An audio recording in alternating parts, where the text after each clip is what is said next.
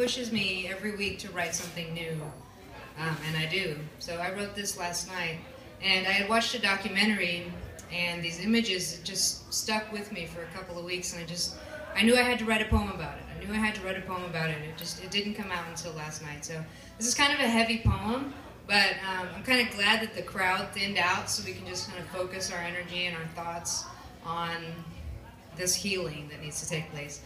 This is called Abandoned Seeds.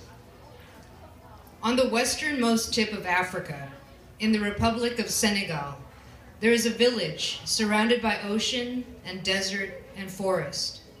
A land of contradictions and secrets, of ritual and initiation, a terrain of beaten spirits where women walk in circles with clipped wings and dragging feet, broken before they could bloom, dust storms rising to an unforgiving sky, holding questions like, what did I do to deserve this?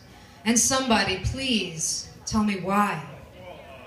The full moon hesitantly rises, knowing it is the impetus for barbarism, knowing that when it reaches high in the African night, there will be a different kind of howling.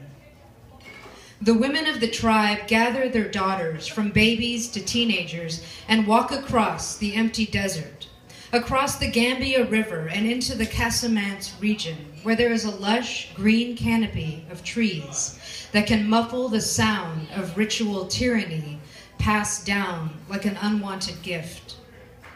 They reach the sacred forest. The earth is rich with blackness, almost purple. It's so black. Blood, dirt, mixture of earth, where the clitoris of a 7-year-old girl is cut off and left buried in the ground like an abandoned seed, and another seed, and another seed.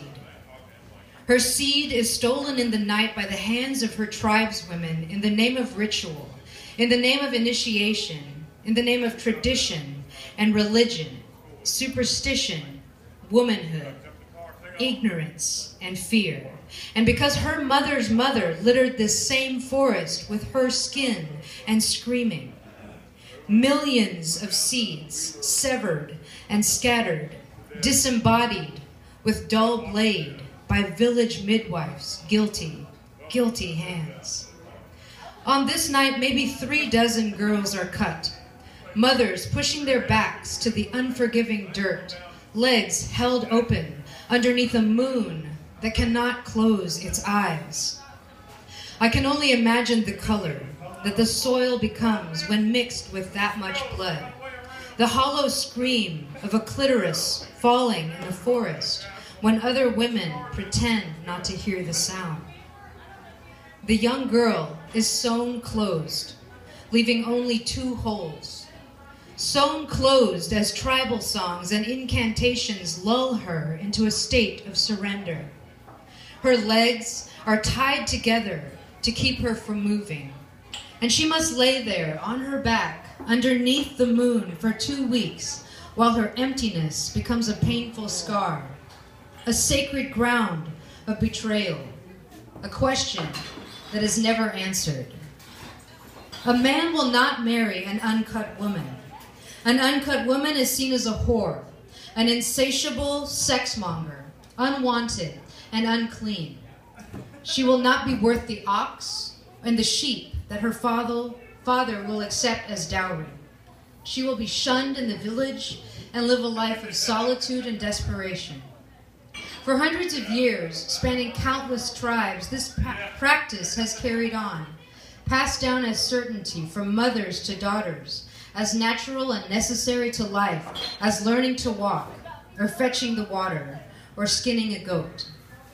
In 2012, the United Nations General Assembly passed a worldwide resolution to ban all forms of female genital mutilation, classifying it as a human rights violation and child abuse. And hopefully the women of Senegal, Africa, have heard the declaration and put down those dulled blades and let the full moon rise without the need to plant any more tender, stolen seeds. This is not a geography lesson, though. That is to say, there are millions of women living all over the world that have been robbed of the mountaintop of their sexual pleasure. There are thousands of girls that still do not understand what was taken from them and why. Senegal is not the only land that cuts off unripened fruit. I write this poem as a hand reaching out to the broken. I plant my words next to their abandoned seeds, next to the holy spring buds blooming on the floor of a sacred forest that took something that was so sacred to them. I stand under the lush canopy and listen for the signs of healing, a cool breeze, a river meeting the ocean, or the song of a bird. I visualize an invisible wall around the sacred forest, where no one with a dull blade or backward cultural intentions may enter. I stand in the light of my words to free what is buried in the darkness, to live a song for the women that have survived as they live out their lives, as they birth their babies, as they flourish into who they have the strength to become. I light a circle of fire underneath a full moon and see them all with phoenix wings, rising from the ashes of broken into goddess. Bravo! Bravo!